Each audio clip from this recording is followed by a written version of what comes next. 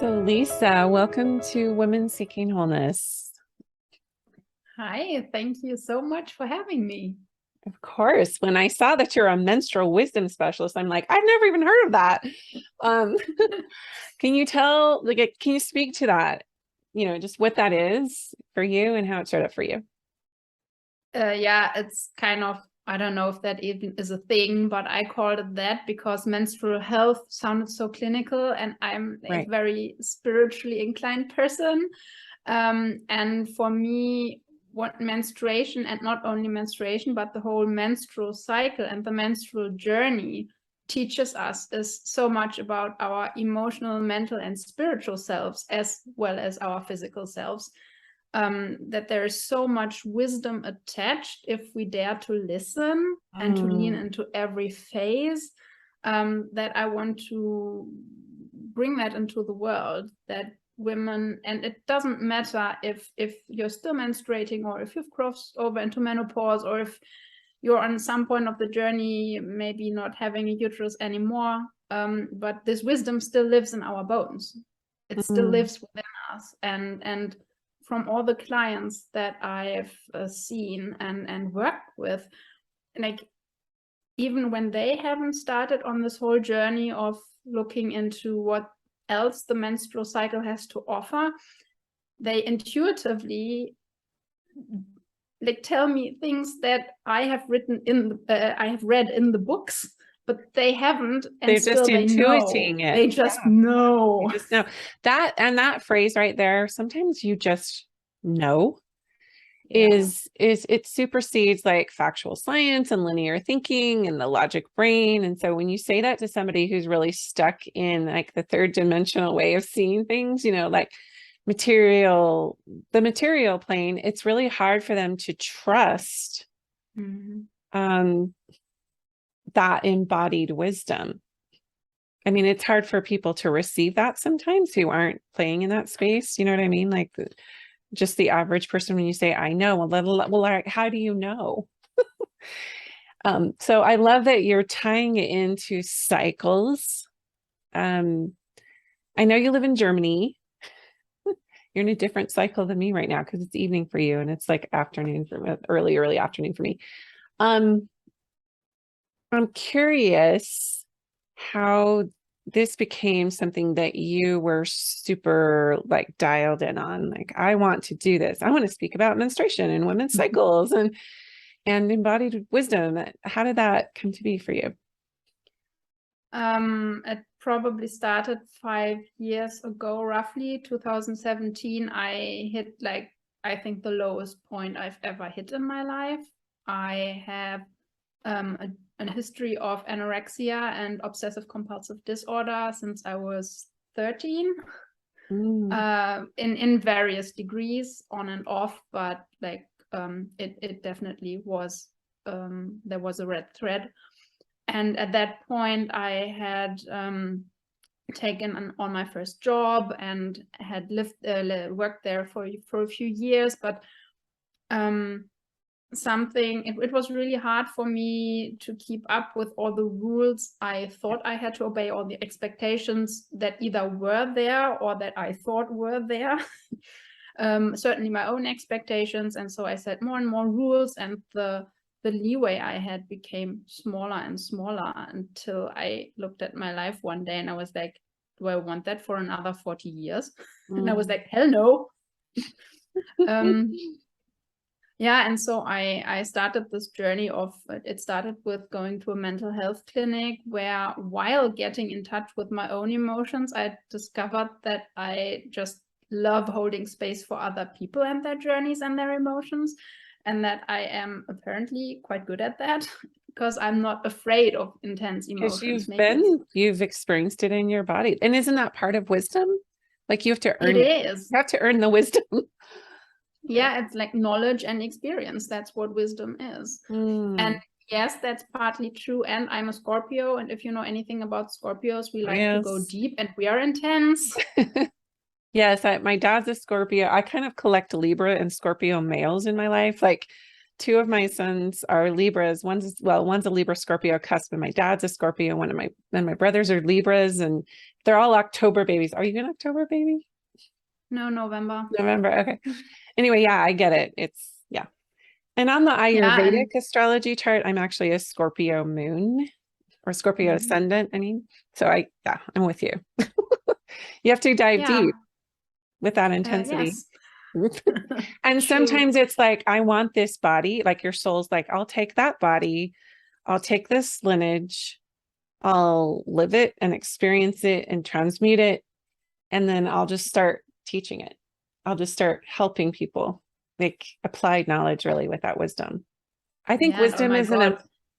a I was just going Yeah. to say, I think wisdom, like I love that you put knowledge and experience together with wisdom. And then I would even add to that, that wisdom is applied knowledge, because when you embody actual wisdom earned through experience and the accumulation of knowledge, then you, just by your presence, you emit a frequency that actually is very healing for people, so that when you say, I know, they're Mhm. listening, right? Their Mhm. ears perk up because they feel that frequency that you're emitting. It creates, like you said, you can hold space, and holding space is creating that safety without saying much of anything. It's just, I'm here, I'm with you, I have felt this. Mhm. Yeah, it's something I call quiet power. Mm, It's this thing you feel reverberating through your bones, and that has this natural authority in a positive way. Like this, hey, I know we are all humans. And yes, life can feel like shit sometimes. mm-hmm. Yeah. And it was right there in that moment in that clinic that I came across a book which is called Goddess Wisdom. And it talked about the cycles and how the structures that we live in and the systems that we live in have disconnected us, or are doing their best to disconnect us from our bodies, from our wisdom, from our power. And Yeah. so that set me up on this whole journey of, ooh, what do the cycles have to offer? And that helped me enormously make peace with my anorexia and with my body. And Mm. like, oh my God, I'm so grateful for that book. It's called Goddess Wisdom. Goddess Wisdom by Tanishka, the Moon Woman. Okay. I've done a few of her courses since, and it's really, it helped me spiral, like consciously walk the spiral within of Mm. meeting the deep, dark, The and dark separated goddess. aspects of myself. Yes, yes.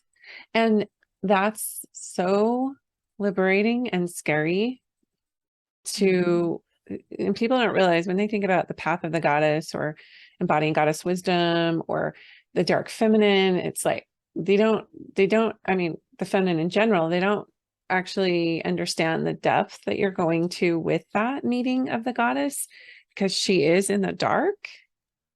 She is seeding the universe. And it's Mhm. womb, and it's womb wisdom. It's mystery.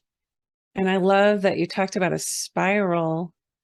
Um, that descent journey is where you meet the god. Are you familiar with Joseph Campbell's Hero's Journey, or the Heroine's Journey by Maureen Murdoch? They talk about, I haven't read them, but I'm familiar with the concept. Yes. so meeting with the goddess is one of them, but you can't meet with the goddess until you go through the descent journey. And it's, Mhm. the masculine is outside of us, the feminine is inside us. So it's a descent journey into yourself. Like you said, the confrontation of your shadows. So I want you to go back to what you're talking about with the moons. This is something I share in my Stand, Speak, Shine course, that everything, like you kind of have to work with the cycles of the moon. So you talk about there's a dark half of the cycle that's heavily overlooked and underrated, that has created depression, anxiety, and etc. Can you kind of speak to that piece about the moon and the link to depression, anxiety? Yeah, definitely. So when we look at a cycle, and it doesn't matter if it's the menstrual cycle or the moon cycle or the year cycle or even the bigger cycles of life, there are usually the four big phases of menstruation, dark moon, winter, the Mm, crone phase, so to speak, in a woman's life.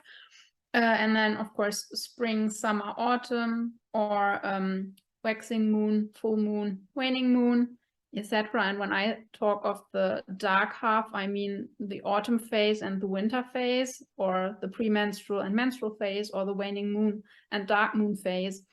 And in order for a cycle to be regenerative, we need all 4 phases.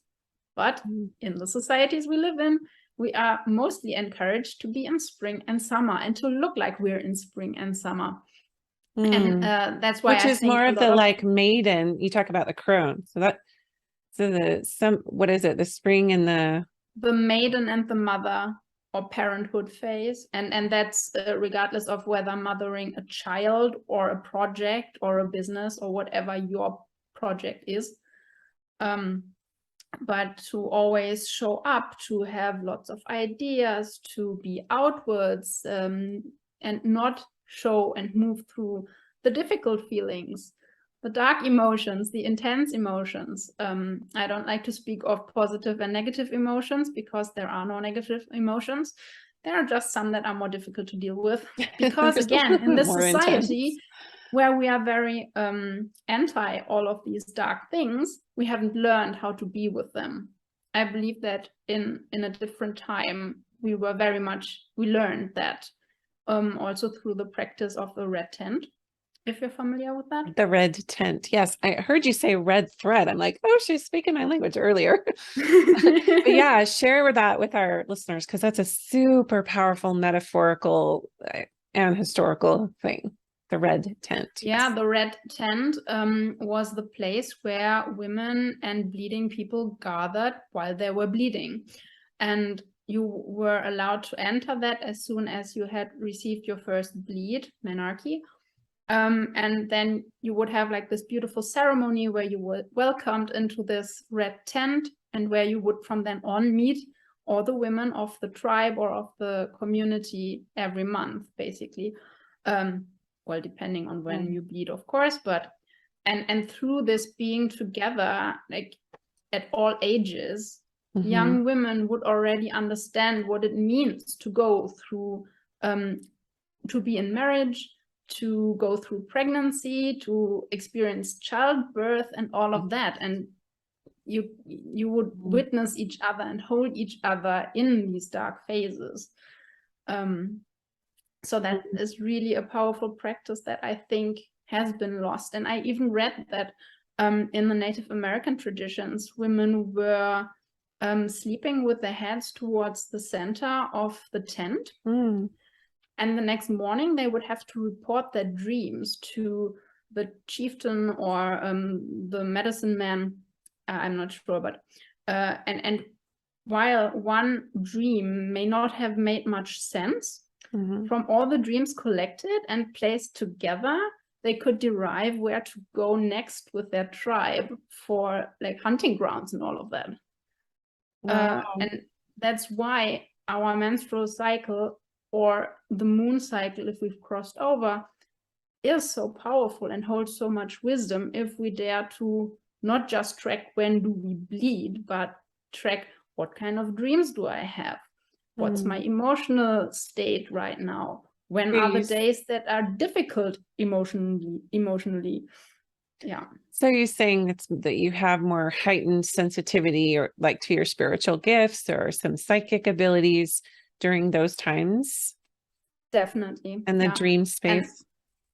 And I do know many women who experience that simply during dark moon. And so for me, it's always like taking the personal cycle first. So I still menstruate. So for me, that's my baseline cycle. And then the others for me are flavors. So the moon still influences me. And imagine menstruation during dark moon in winter, because I bleed with the moon. And that's like an extra low point. Yeah. Like you can literally look at periods of your entire life and go, oh, that's when I was in that. Yeah. Interesting. Yeah, and so it's really so much power and wisdom in the blood. And it's so interesting how I think you even used the word women's power has been demonized, like our menstruation and our sexuality. So we don't know how to hold it. And yes. I don't know how it is in Europe. It feels like you guys are a little freer. I don't know, like maybe you see Americans a little more free. You're in Germany, so it may, depending on what your culture and where you live, I know every place is different, but it seems like there's a little bit more body shaming here in the US. But tell me, I mean, educate me, because I don't know. I know there's a lot of deep roots in Christianity and Catholicism and whatnot, like in Europe. And we have that here too. But I mean, sometimes traditions of the fathers can get intermixed with that whole shaming thing and the patriarchy. Are you finding that influence where you are much? I'm assuming so. Well, it of course also depends on what kind of family you grew up in. Like my grandmother used Christian religion to manipulate people and have people do what she wanted them to do. So she was big on the sin and shaming thing. Mm-hmm. And I have, even though I have my relationship with Christianity and I'm making peace with that by now, and I did not have an overly religious mother, but still all of these things were so present when I was little that I was very much influenced by that. Plus, I do believe that we also have a lot of body shaming and stuff going on around here. Okay. I mean, girls at, I don't know, 9, they are talking about dieting here too. Mm-hmm.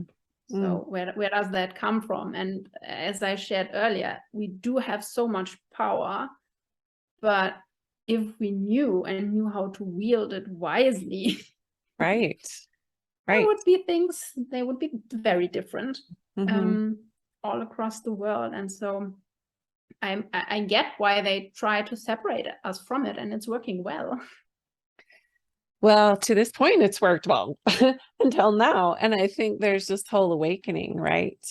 Around people like you coming up with these new like niches into feminine empowerment. And it's like you were saying, it's the quiet path, it's the gentle way. That's the way we're going to make this revolutionary change, is just to embody our own wisdom, just to live from that space of, I know this doesn't feel right to my body, and therefore I know, right? And just living from that. I think in that there will be enough of a groundswell when enough males and females or non-binary, whoever, like whatever the feminine energy that you embody, when you let that, really live in you unapologetically, I think everything is going to change.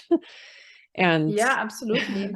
And also the demonizing of our sexuality it runs so deep, and it influences men or male people as well, right?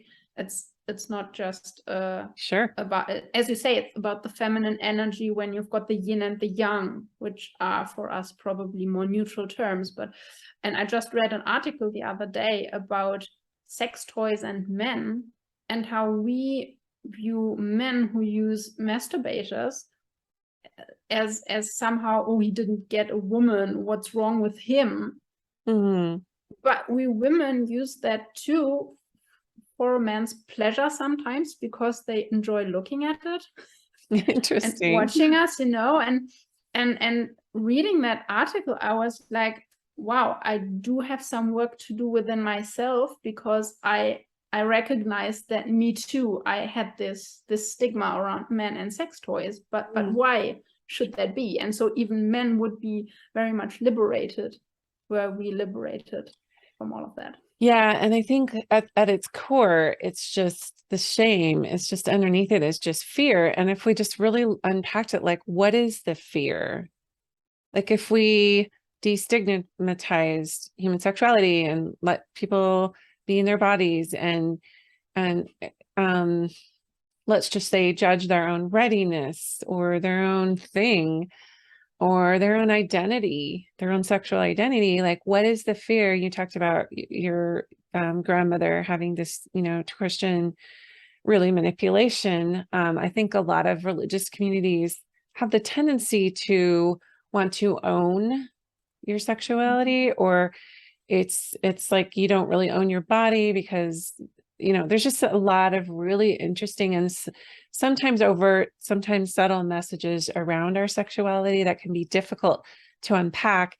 And I think that's why you have to have your own wisdom. Because there are so many cultural messages, there's religion, there's family, there's, social media. I mean, we're constantly being bombarded. And it just keeps triggering us. It just keeps triggering us until we really heal it. Yes. So that's why I am so on my way of the quiet revolution. Yes, I was going to ask support people in doing just that. So walk me through that practically when you say, it's this quiet revolution. Yet I see it as energetically very loud and passionate and strong. But I guess from the observation standpoint, maybe it's more quiet. So when you talk about a quiet revolution, what do you sort of see in your mind's eye, and practically, how do we forge that and unify? I sometimes add quiet yet powerful revolution because it is indeed very powerful. I love this juxtaposition of quiet and revolution, which make people go, huh, what's that about? And it's really, I mean, there is a lot of talk about smashing the patriarchy and go fight the patriarchy, etc. And I have worked in a feminist women's rights organization where we were all about smashing the patriarchy in other countries with our partner organizations, yet in our very organization, we had patriarchal structures in place. And so I asked myself, well, if we smash and manage to smash those structures, what would we have to put in place other than, again, patriarchal structures? So for me, that's why I said it's not important it's not important all the way to go out and want to smash the patriarchy, but I'm looking at myself and looking at, okay, where are these structures right in my body, in my way of thinking, in how I deal with my emotions, and starting to look at, okay, what's the wisdom here? What do I want to have happen with my life? Right. And so from that point on, it's more like an eroding the patriarchy. We draw back from the structures because we understand how they work, and we refuse to go along. And by turning within and eroding those structures, they will crumble because there's nothing that will uphold them anymore. Right. And at that point, we have something different in place because we've practiced that all along. And that's sustaining them and sustainable for afterwards. Yeah, I love it. Yeah, we all have internalized patriarchy. So while we might be saying, okay, so a lot of times we get triggered by false authority that tries to take away our sovereignty or our freedom. And the reason that we're so triggered is we haven't dealt with that in ourselves, because we have internalized patriarchy, and sometimes we're afraid of our own power. I'm speaking about myself right now. I had to unpack that. And yet it is gentle. It is non-confrontational. It's more invitational to, like you said, or I like how you talked about eroding the structure and just disengaging. Sometimes that speaks more loudly than like holding up a picket sign and trying to come to the table and like have a debate, if you will. Or because revolutions don't stick, or like you said, they're not sustainable if it's not internalized. If we haven't learned how to internalize these things, and we're just like, that's all the divisiveness happening right now in the world is about that. It's about this confrontation. And I'm like, why don't our political leaders know that what you're talking about, right? That's more sustainable. And you know what? Where the word revolution comes from, it comes from revolving. So again, the cyclical stuff. Here we are back to that. And that's exactly. And that's why, like, for me, cycle awareness, meaning like all cycles, also those outside the bigger cycles of life and such, that's a feminist practice. It's a decolonization practice. It's an anti-patriarchal practice because it's about listening to our own rhythm. and our own wisdom, and living at a pace that suits us instead of living at a pace that's set by society. Yes. And so we revolve around ourselves, because that's what living in tune with our cycle ultimately does. It brings us home to ourselves, because in the center, like, life is a spiral. We go around the spirals all the time, and we move closer and closer to ourselves. And in these dark moments of menstruation or dark moon, that is when we are closest to our true essence, to who we really are. And so each month we are reminded, oh, that's who I am. And then we go back out in the world and we forget a little bit, and then we come back in the next menstruation, but always a little bit closer. Yeah, I love it. And then just also being gentle with ourselves and being, like you said, like it's not so much, I think the old models and the old structures were all about what's measurable in the physical realm, and more of that linear path. And what you're talking about is the cycle of creation, and everything's round, everything's in cycles. The moon's round, the earth's round, everything is cyclical. And that is where we're at. We're on this continuum of a circle, of a cycle. And it just keeps, I love, what did you say the root word of revolution was? Revolve? From revolving. Yeah, revolving around the center. Yeah, like that's how our whole, galaxy is set up, really. And yeah, I love it. So in your work with women, specifically when you're trying to help them embody this wisdom and to tune in, what are just a few ways, or maybe just your top even way that you like to give to them as a practice that they can, tangibly do or work through, to be able to get to a space where they're kind of in that quiet knowing? Yeah. One thing I want to say, I work with soul-based coaching, which is a process of questions that leads us into metaphor, and that brings out your individual metaphors. And metaphors are our soul's language, and also the way we see, like the lens we see the world through. So if you've learned in your childhood that it's good to have a wall around your heart because otherwise you get hurt, that's a good thing in your childhood, maybe, but the wall is still there when you're 35 and in a relationship, and then the wall is maybe not as handy, as practical. It's not serving the greatest purpose anymore. Exactly. And so we often look at, okay, when there is this wall, what would you like to have happen? Like, this is always I think it's the most important question that we need to ask ourselves. What would I like to have happen? Because what happens for most people, myself included, I don't know. I know what I don't want. Yeah. Right. And I believe part of that is because we've rarely been asked what we wanted. We are more often told what we are supposed to do. And in case we were asked, the answer was often, yeah, you can't have that.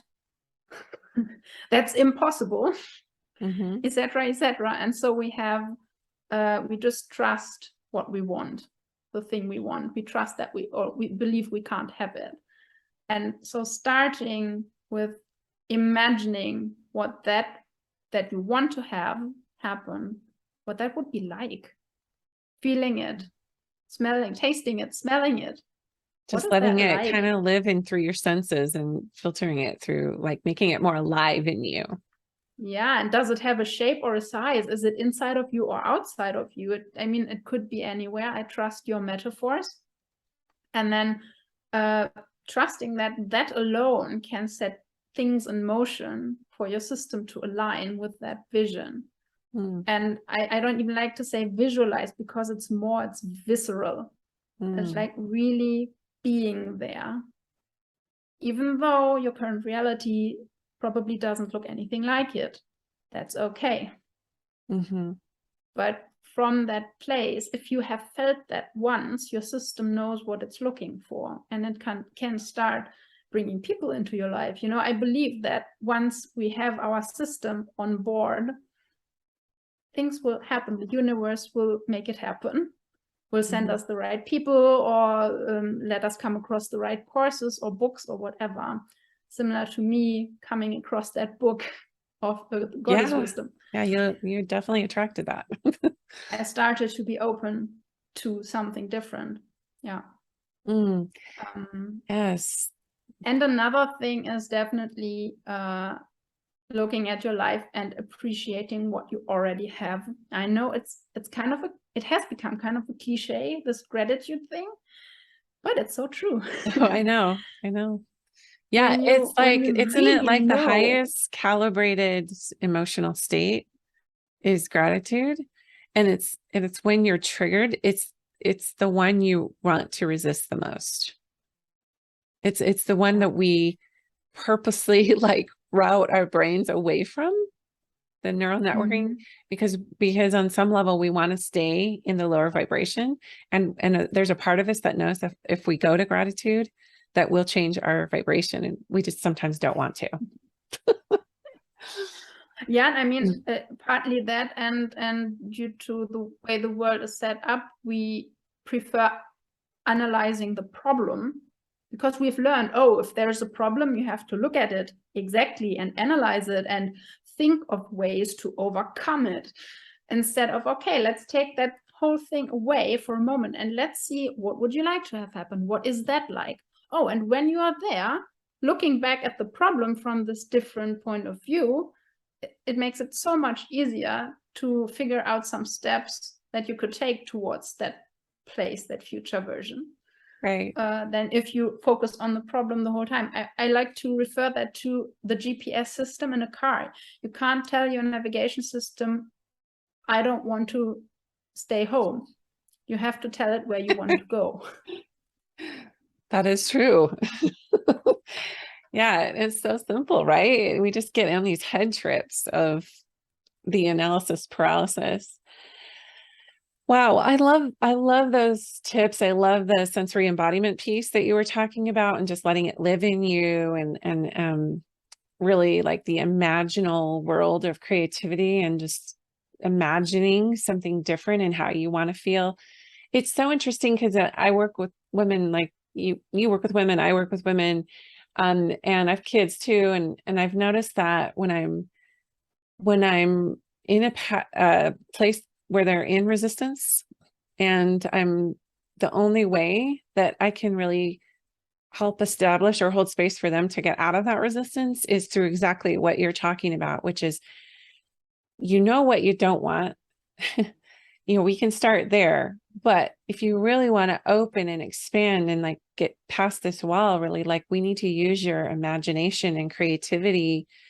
And that you're talking about metaphors. I like to work with archetypes as well, just to kind of, move that through, because we need to access a different part of the brain, right? Isn't that kind of what we're doing, is we're accessing a place that doesn't have as much resistance to develop. When you start to develop a vision, or you start to live in your senses, your brain doesn't know that it's not really like your brain doesn't know the difference. It thinks it's really happening. And so you really are creating it. You're creating that state. You talk about, it's almost like you were saying that there's almost like a baseline that you can establish, that you can come back to as your safe creative space, right? Yeah. And also something about resistance is like, I think many people try to break it. We want to overcome it. You just have to get through this resistance, which is, again, quite a harsh way. And the resistance is there for a reason. It means that some part of you is not aligned with where you want to go. Some part might be in fear, or might have to grieve something, or might just wants to be acknowledged or something. And so it's always a good thing to become curious. Oh, there's this resistance there. Wonder what that might want to tell me, or where that, like, maybe not even where that comes from. It maybe doesn't matter where it comes from, but just, what does it want to tell me? Let's have a conversation and see what it needs. To kind of just be a little more compassionate with yourself. Yeah. I love that. I love the just get curious. And that also, like, gratitude, like that also opens up, for more expansion. Wow. Well, this has been really enlightening. I love the places we've gone, kind of talking about. I think that, your work is, I think you, like, if I could whittle it down, and I think it's even what you've written here, and what you sent to me, this common experience of powerlessness because we've been told that the expert on us lies outside ourselves. And this is especially true in women's health for obvious reasons, right? But now we're coming into an era where, like you even talked about, the eroding, that it breaks down the structures naturally when more and more women are stepping into their bodies and owning their knowledge and experience. It's like, kind of like by osmosis, things are going to start, structures that aren't serving humanity are going to start to disintegrate. Well, where can people find you online, Lisa? Where's the best place to send our listeners? Well, the best place is probably my website, where I do offer my weekly soul mail, which is with regards to the cycles. I write weekly with the moon a personal letter to you, where I tell you, okay, this moon phase is coming up now. Beware of these that's things so that helpful. could come up. Or this is a good time for a celebration, etc., etc. And also reminding every one of us, myself included, that this is a common human experience. Like, everything is a common human experience. We all go through ups and we all go through downs. And it's okay that we are not the same every day and don't perform, quote unquote, the same every day. We don't have to perform. It's more important to be true to yourself. Beautiful. Thank you for that reminder. And even though I'm in menopause, and I know a lot of women who don't have their ovaries or uterus, I know men, like, we're still impacted. Our feminine energy is still impacted by the cyclical process of nature and moons. And so I just wanted to, I know you've already said that, but I just want to remind those of you who might be going, oh, well, I don't know, because I don't menstruate right now. Or that maybe they're pregnant or whatever. Like, we're all influenced. The feminine in us, the yin energy in us, is always being impacted by that. So I love that you send the weekly thing of, here's what you might be going on for you. That's super helpful. So, well, anyway. Yeah, I wished I would have had that on my journey. So I thought I'd create that. Well, that's just it, right? We see a hole in the continuum and we're like, hey, like me, the book I'm writing right now is the book I wish I could have read like 7 years ago. So I feel you. Thank you so much for your time today. It's been great. Thank you for having me again. It was such a pleasure.